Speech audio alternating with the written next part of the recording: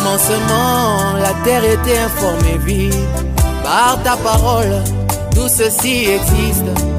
Au commencement, le monde était sans vie. Les mots que tu sortis ont créé tout ceci. C'est pourquoi ma confiance, je la place en toi. Mon espoir entre tes mains.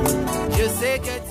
Bonsoir mesdames et messieurs, c'est encore pour nous un honneur de pouvoir vous savoir nombreux, branchés, scotchés, connectés sur votre poste récepteur pour suivre cette émission. Sur ce, nous sommes en train d'échanger, de discourir et de débattre sur ce thème.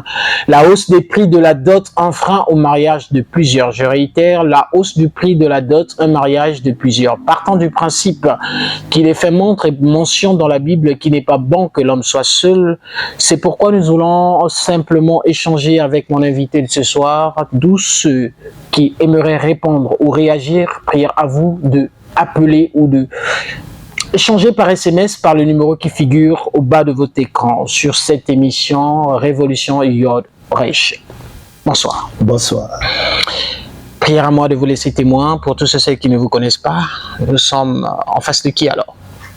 Je suis le pasteur Raouli Ekembe de l'église Shalom de Pointe-Noire, mais également visionnaire de la plateforme Révolution Yod Resh. Visionnaire de la plateforme Révolution Yod Resh. Que signifie cette plateforme? Le sigle Yod Resh. Yod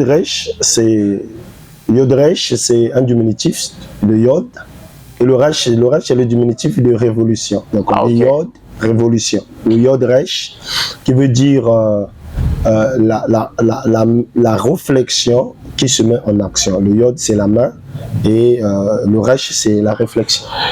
Ébauche de compréhension nous a été donnée, c'est pourquoi nous allons maintenant entrer dans le vif de notre sujet, dont je réitère le thème, la hausse du prix de la dot, un frein au mariage de plusieurs.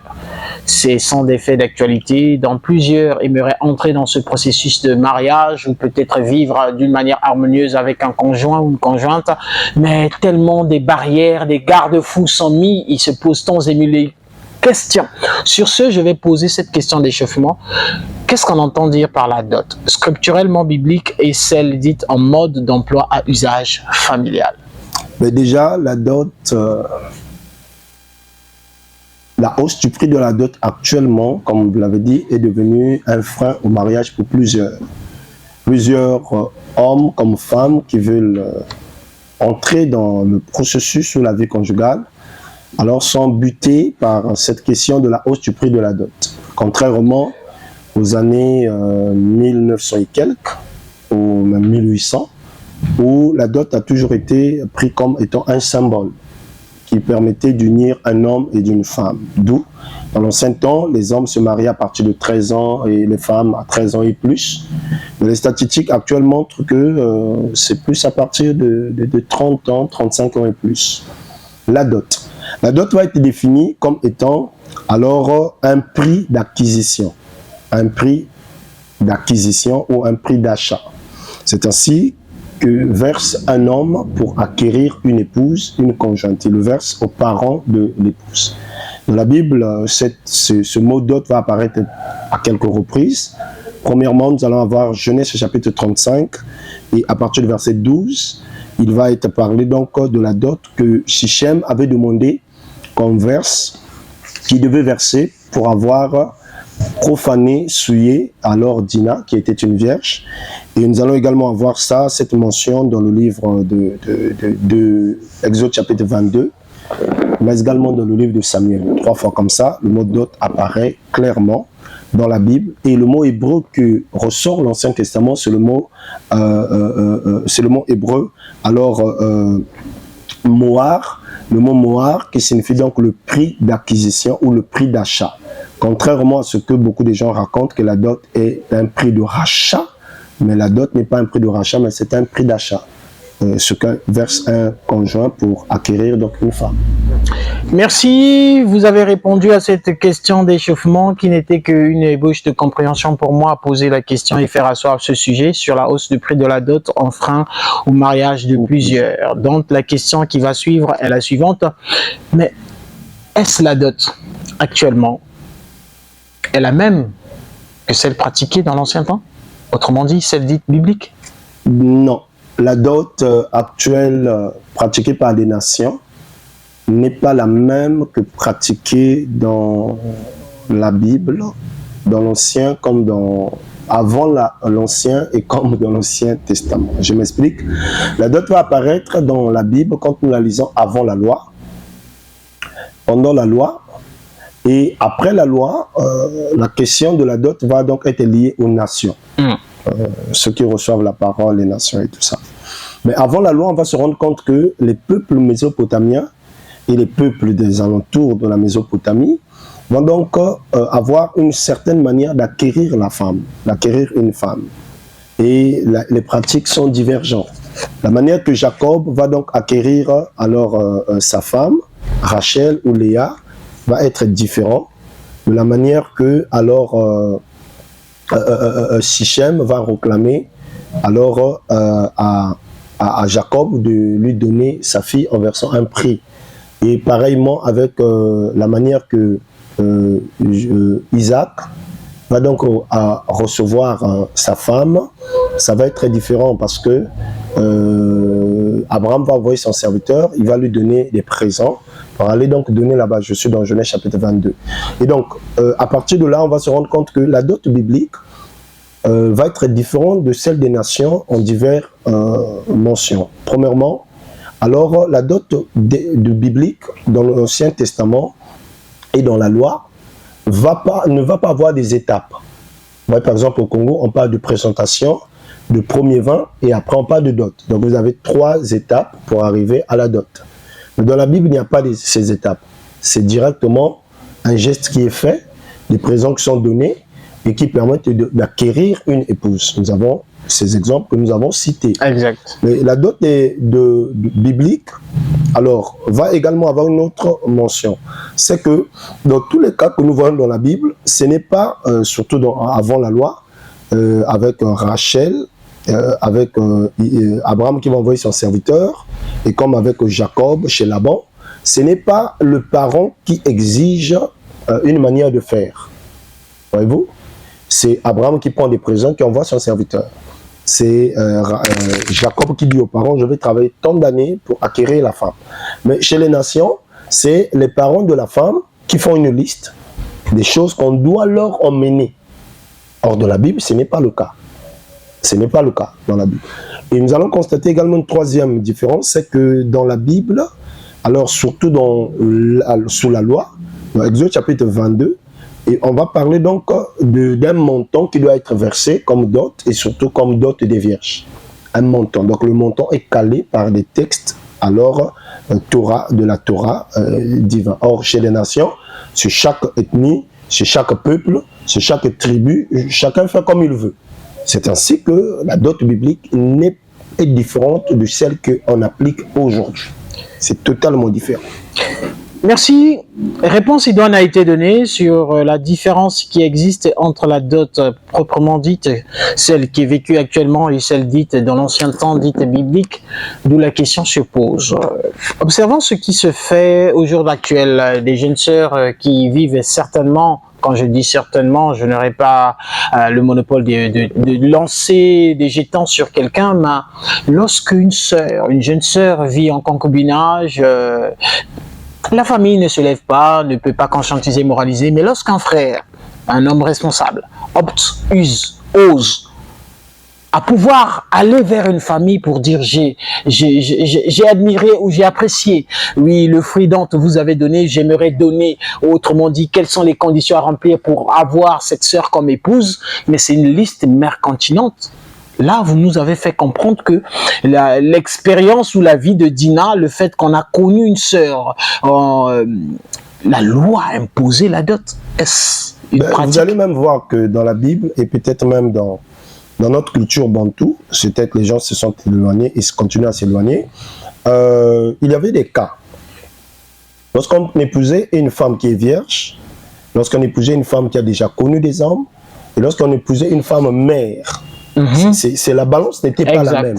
Exact. Or, aujourd'hui, même une femme qui a vécu dans une dépravation sexuelle profonde et tout ça, et qui est parfois même mère de beaucoup d'enfants, de plusieurs hommes, Le jour qu'un homme va venir donc se présenter pour la prendre, on est vraiment surpris d'avoir une liste mercantilante. De se rendre compte que la dot qui est exigée là va donc être au même degré que celle qui est vierge, qui n'a jamais connu des hommes. Donc on est dans une société alors un peu bizarre, vraiment. Et les parents même qui font de telles choses, parfois c'est des parents croyants, chrétiens, et on ne comprend plus. Je montre ici que, à mon sens, on devait tenir compte de ces positions-là. Fille vierge n'ayant pas connu les hommes, fille qui a déjà vécu toute la vie. Il y a même d'autres qui, même allant dans le foyer, on ne sait pas même si le mari là va arriver même à la satisfaire, parce qu'elle a joué même des films et tout ça. Hein? Elle a joué même des films et ainsi de suite et tout. Oui. Et parfois, les parents sont si compliqués pour une telle personne. Alors que celle-là, si on l'a donnée même gratuitement, je pense que ça pouvait alléger. Non, vous ne pouvez pas dire gratuitement. Tout à l'heure, vous avez parlé de prix de rachat et de prix d'acquisition. Déjà, en parlant de rachat ou de prix d'acquisition, nous verrons, et je vous dirais même que ça n'a jamais été un péché de donner sa fille gratuitement, puisque dans la Bible, il y a plusieurs personnes. Non, docteur. Dans la Bible, il y a eu des femmes données gratuitement. Mais en Europe, on donne des femmes gratuitement, non?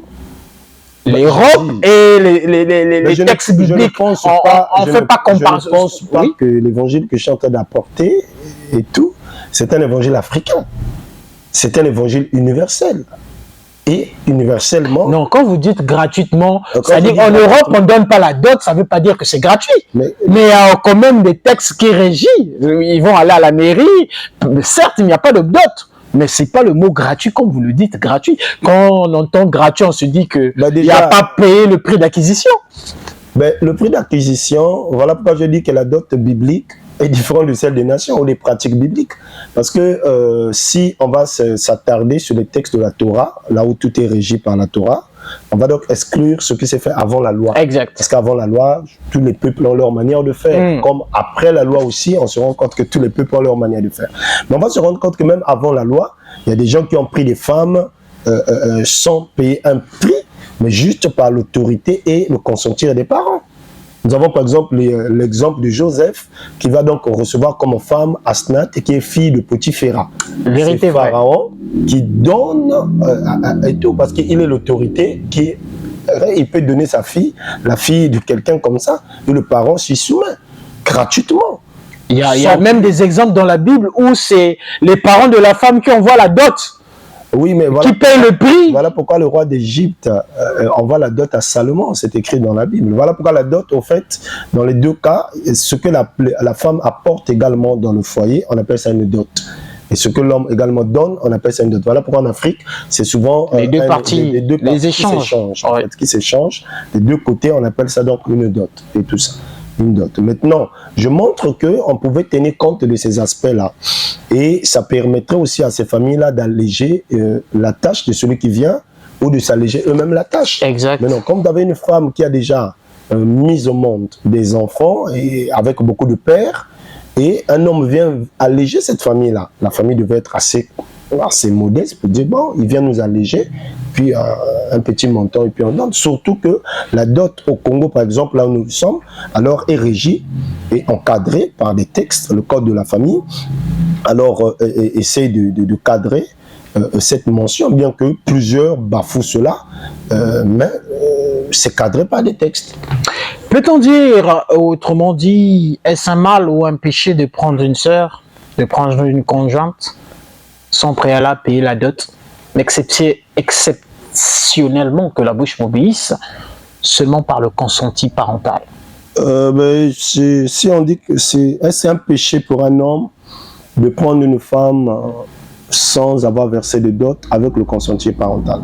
Bon, j'ai dit déjà que lorsqu'on dit péché, je suis en train de chercher l'écriture ici. Selon 1 Jean chapitre 3, le verset 4, il est écrit « Le péché est la transgression de la loi ». Et lorsqu'on parle de loi ici, on ne parle pas de la loi des hommes, on parle de la loi divine. Donc péché veut dire transgresser la loi divine. Et il n'y a pas un texte de la loi divine qui dit que c'est un péché pour un homme de prendre une femme sans verser alors une dot aux parents.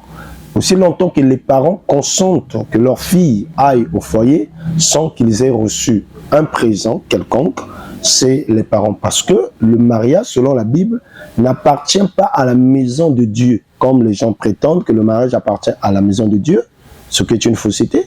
Mais le mariage appartient aux parents. C'est les parents qui reçoivent le présent et c'est les parents qui renvoient leur fille. Nous voyons dans la Bible déjà avant la loi, c'est Jacob avec son beau-père Laban qui font le traité, les parents.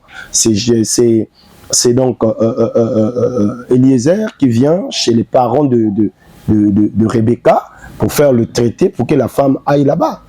Voyez-vous? Donc c'est un traité. Et si le traité est fait avec les parents et que les parents consentent que leur fille aille au mariage sans avoir reçu un présent, un dot, en réalité il n'y a pas de péché.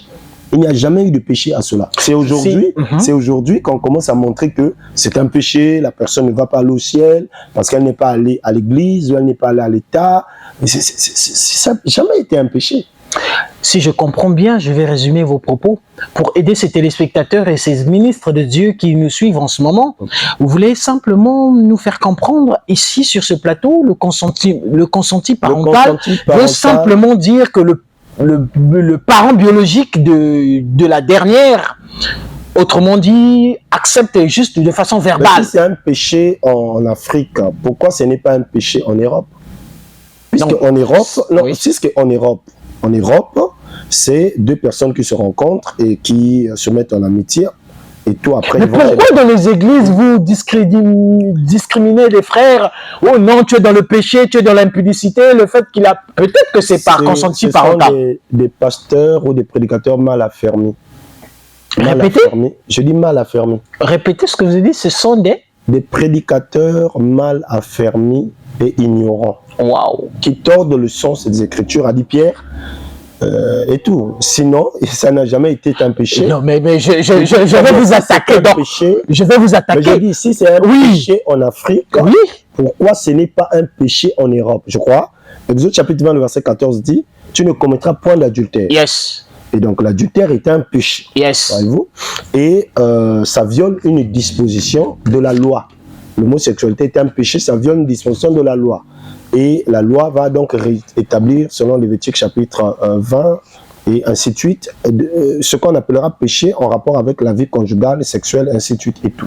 Maintenant, quand on me montre un texte où c'est un péché de prendre une femme avec le consentir parental sans avoir payé une dot. Puisque déjà, lorsque David veut donc prendre la femme, sa femme Mika, qui est donc la fille de Saoul, la Bible va dire que alors, dans 1 Samuel chapitre 18, verset 25, le roi ne demande aucune dot, mais son prépuce des Philistins. Donc, quelqu'un disait, non mais docteur, déjà on dit son prépuce des Philistins. Remarquez, on dit il ne demande pas une dot. En bon français, ça veut dire que ça exclut déjà la mention de la dot, mais on demande juste des présents. Voilà pourquoi Sichem dit, donnez-moi alors une forte dot, exigez de moi une forte dot et beaucoup de présents. Donc on fait une distinction des présents et la dot. Donc le roi exclut la dot, mais il dit des présents. Ça veut dire que David n'a jamais versé des présents. Donc comment le frère vient voir les parents de la dame et qu'avec les parents de la dame s'accorde, il dit bon, d'accord, tu vas prendre notre fille, je voulais même rentrer de nos langues, tu vas prendre notre fille et tout ça, ce que nous te disons, prends soin d'elle, vivez avec elle et tout. Verbalement comme ça peut suffire, il n'y a pas de péché à ça. Je dis très bien, ça n'a jamais été un péché. Et ce n'est pas un péché, ça n'a jamais été un péché. D'accord, nous avons compris, ça n'a jamais été un péché. Vous pouvez réagir, vous pouvez échanger via appel ou SMS. Si même l'homme de Dieu veut qu'on se tienne au plateau, pour débattre seulement sur cet aspect, le plateau est là. Mais que dire de cette citation biblique, que la bouche m'obéisse, de Hébreux au chapitre 13, alinéa 4, à descendre jusqu'au strophe 5. Qu'est-ce qu'il stipule et dit? Que le mariage soit honoré de tous. Que le mariage soit honoré de tous et le lit conjugal d'exemple d'aucune souillure. Est-ce là, on ne fait pas allusion de dot, état civil et bénédiction nuptiale à l'église? Mais c'est encore une fausseté. Oh, docteur, face caméra, vous. Encore une fausseté, je dis qu'il y a encore une fausseté. Nos pères, nos maîtres, nos aînés nous ont enseigné pendant longtemps que cette écriture de Hébreux chapitre 13, le verset donc 4, qui dit que le mariage soit honoré de tous, voulait dire la dot la mairie et après l'église. Mais je vous dis que c'est une grande fausseté. Face caméra. Face caméra. Développez votre pensée, sous base de quoi nous aurons des questions en rapport avec ce sujet. Une grande fausseté, pourquoi? Parce que, premièrement, ils disent que c'est l'état civil, la dot, l'état civil et l'église. Alors, lorsque Paul, ou lorsque l'écrivain, parce que même l'écrivain déjà du livre des Hébreux est souvent contradictoire entre Paul et Jean, et ainsi de suite et tout, mais restons là, disons, la mention populaire. Exact. Paul. Lorsque Paul écrit donc le livre des Hébreux, alors, à cette époque-là, les chrétiens doivent bien savoir que le mariage religieux chrétien n'existe pas. Ok. Ça n'existe pas. Vous n'avez pas une mention du mariage religieux dans tout le canon des 27 livres du Nouveau Testament. Ça n'existe pas. Et même dans l'Ancien Testament, vous n'avez aucun mariage religieux de David, de Salomon, et tout dans le temple. La vérité vraie et authentique. Le temple encore. Et ils vont célébrer ça au parvis extérieur, au lieu saint, au lieu très saint. Ouais, déjà, c'est une fausseté. Et ce sont des docteurs, ce sont des apôtres, des pères qui ont enseigné de telles choses. C'est aberrant. Deuxièmement, à ce premier siècle-là, lorsque l'épître aux Hébreux va être écrit, alors le mariage civil, c'est-à-dire l'état civil, alors n'existe pas en soi, parce que chez les Hébreux, ça n'existait pas. On va se rendre compte que c'est plus tard que chez les Romains, ça va exister. Les Romains, ça va exister chez les Romains. Mais sauf qu'un Hébreu ne va pas chez un Romain pour que le Romain célèbre son union. Parce que pour l'Hébreu, déjà, le Romain, c'est un incirconcis. Et le Romain ne peut pas bénir l'union d'un Hébreu. Déjà, même le fait que Pierre va aller dans la maison de Corneille, c'est déjà... il se retient. C'est un incirconcis. Donc, nous avons là à tenir compte du contexte historique d'une écriture, de peur de le sortir de son contexte historique et de lui donner un autre prétexte. Et voilà pourquoi on exégèse, quand on étudie une écriture, on étudie également le contexte de l'écriture en tenant compte de la datation, du peuple, ainsi de suite et tout. Donc, nous excluons déjà le mariage à l'état civil, ça n'existe pas en ce premier siècle. On exclut également le mariage religieux, parce que le mariage religieux chrétien est purement catholique. Et il est bien dit que dans les sacrements catholiques, alors c'est alors, on parle des années 1215, lors du 4e concile du Tron, c'est là où la réglementation du mariage va être plus établie. Et plus tard, vers les années 1960 et quelques, et tout ça, alors vers le concile de Trente, où on impose le mariage religieux aux catholiques comme étant un sacrement. On va imposer cela comme étant un sacrement. Voilà pourquoi dans les 7 sacrements catholiques, il y a le mariage, mais qui doit se célébrer par un prêtre. Et aussi longtemps que ton mariage n'est pas célébré par un prêtre, mon frère, tu vis dans le porné ou l'adultère ou l'impudicité, d'où on étudie le mot concubinage. Parce que le prêtre ne t'a pas béni, le prêtre n'a pas béni cela. Mais c'est faux. Le mariage d'Isaac a été béni par quel prêtre? That is the question. Le mariage de Jacob a été béni par quel prêtre? That is the question. Nous sommes avant la loi.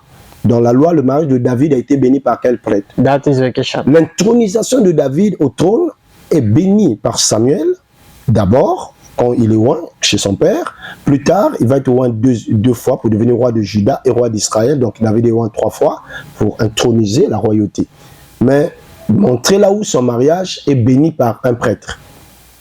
Et c'est là où nous avons des histoires où le mariage appartient à la maison de Dieu. C'est catholique.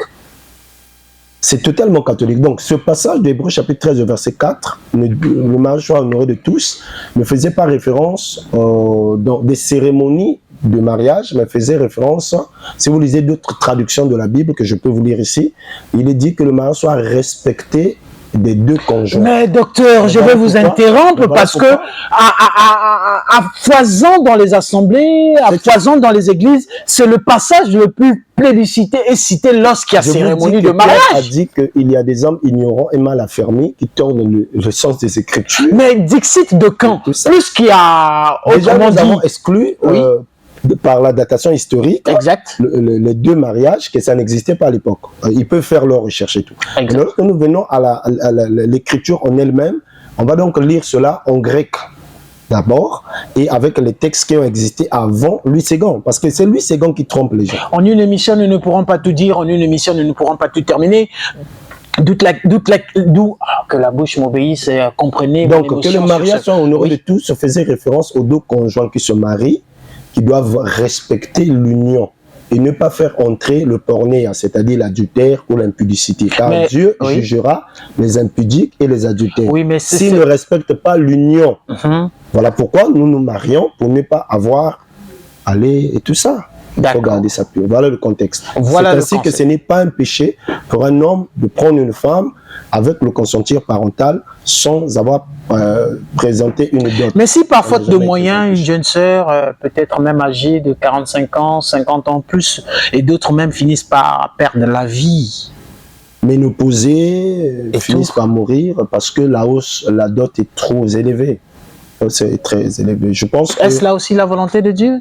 Volonté de Dieu, les conséquences des parents. C'est d'abord le mauvais enseignement de l'Église. Ça, c'est un aspect. Ne discriminez pas d'abord l'Église. L'Église est pour rien, vient en seconde partie. La cellule de base de la famille. Mais actuellement, même les dots là sont plus confisquées par les pasteurs. Non, c'est le pasteur qui a dit oui, c'est lui. Si le pasteur dit mais non. Ça dépend aussi de. Je sais pas. Voilà pourquoi je vous dis l'Église. De façon, je vous dis la vérité. Voilà donc les mariages sont maintenant conditionnés par les pasteurs. C'est les pasteurs qui sont capables de tout. Voilà pourquoi même les gens qui doivent préparer là, c'est les pasteurs. J'ai entendu vent de penser. Même la sœur a demandé le costume, non pas pour son père, mais pour son papa. Son papa, pas pour son pasteur. Mais c'est triste. Aujourd'hui, maintenant, ce sont des pasteurs qui sortent maintenant la sœur au jour de la cérémonie. Il faut faire la part des choses. C'est qu'il y a les parents, il y a l'État et il y a les pasteurs. Ce sont des juridictions différentes. Quand on arrive devant l'État, c'est le représentant de l'État, de l'État civil qui parle. Devant les parents, c'est les parents.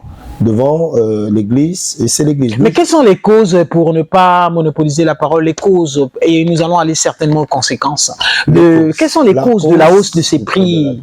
L'une des causes de la hausse du prix de la dot, c'est déjà le fait que les gens vont se marier très tard.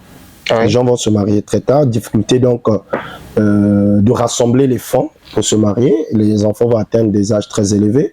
Nous allons voir également des filles qui vont donc comme ça vivre dans le débandage sexuel comme ça, alors que si on pouvait simplement gérer la question de la dot, même des grossesses indésirées. Bien sûr, des grossesses indésirées. La scolarité est brisée à cause de tout ça, et on va avoir, les gens vont se marier à des âges très élevés, et avoir donc des problèmes parfois de conception parce que il s'est marié à des âges très élevés et tout ça.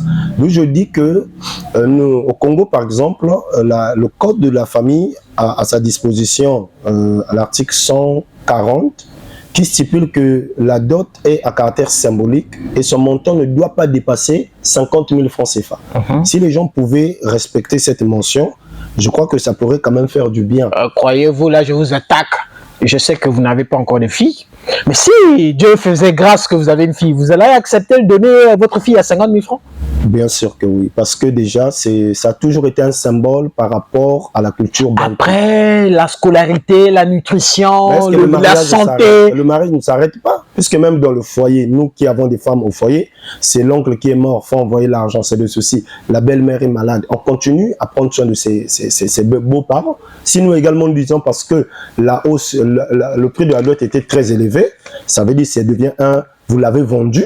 Et toutes vos situations, je réponds en tant qu'humain, en tant que citoyen aussi. Et l'article 140 du Code de la famille dit même que ça ne doit en aucun cas dépasser 50 000 francs CFA. Aucun cas, il n'y a pas de cas. Donc, quelles sont les conséquences et remèdes? Il n'y a pas de cas. Quelles sont les conséquences et remèdes? Et il dit même la régie me fait savoir qu'il ne reste pas assez de temps. Qui dépasse, il doit être poursuivi. Mais je me pose la question, pourquoi, lorsque les dots là se font, pourquoi le chef du quartier n'est pas? Il représente l'État, il devait être là pour vérifier est-ce que ça. Mais c'est les mêmes personnes qui confirment devant les mairies lorsque cette question est posée devant le maire. En fait, avez-vous reçu 50 000 euros d'attestation au effort? Juridiquement, on appelle ça un parjure. Si les juristes étaient en place, c'est un parjure. Et dans la Bible, il est écrit tu ne parjureras point. Les parjures n'hériteront pas le royaume des cieux. Et dans cette salle-là, il y a des pasteurs qui sont là aussi, des ministres de Dieu comme vous. C'est déjà un mensonge, c'était un parjure, un mot. Et Dieu regarde que vous avez menti. C'est un mensonge. Remède et conséquences. Remède et conséquences. Les conséquences, nous l'avons dit, se marier à des âges très avancés et les filles finissent par ramasser des grossesses, ainsi de suite et tout.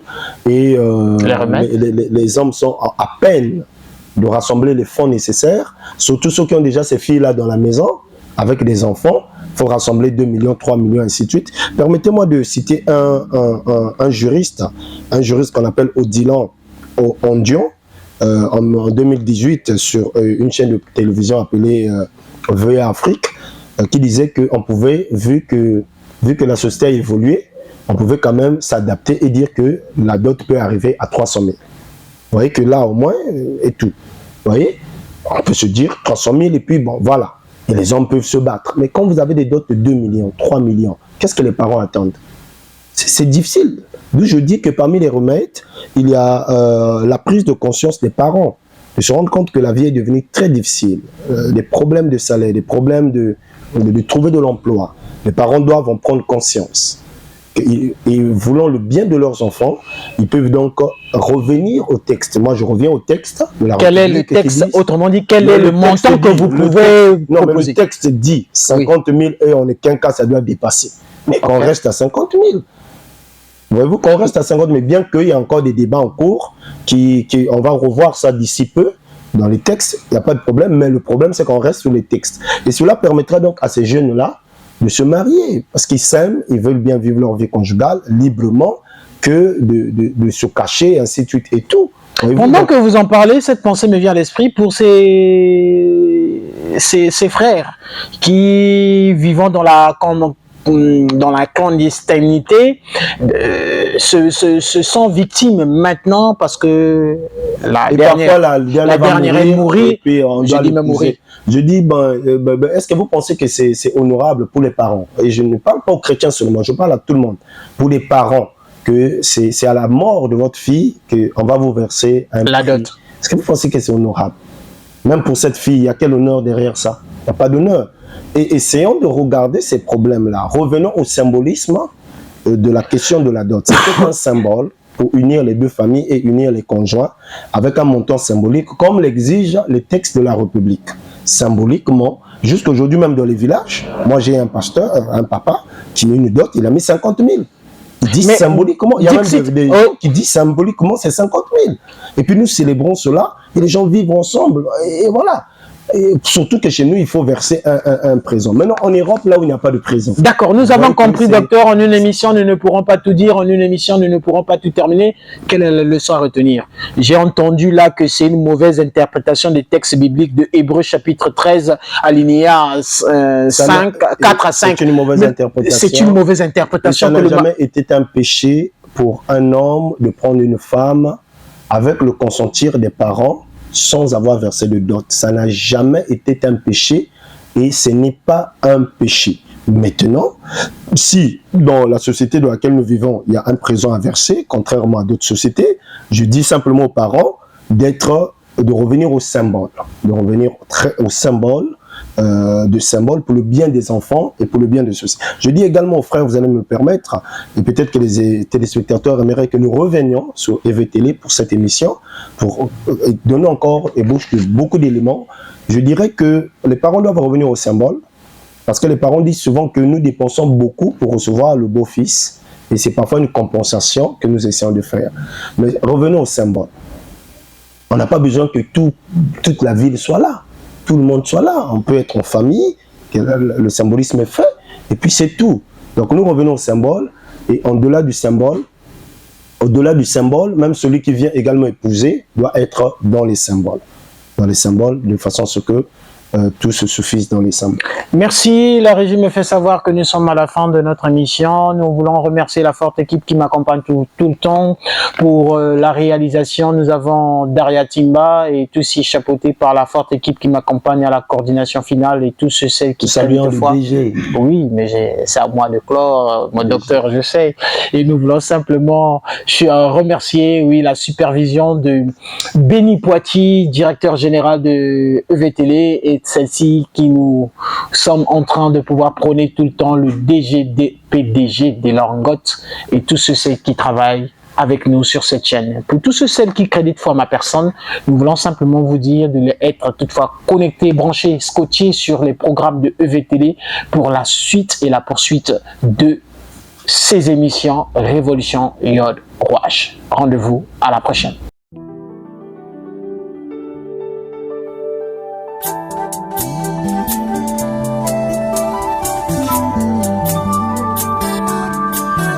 Au commencement, la terre était informée vide. Par ta parole, tout ceci existe. Au commencement, le monde était sans vie. Les mots que tu sortis ont créé tout ceci. C'est pourquoi ma confiance, je la place en toi. Mon espoir entre tes mains. Je sais que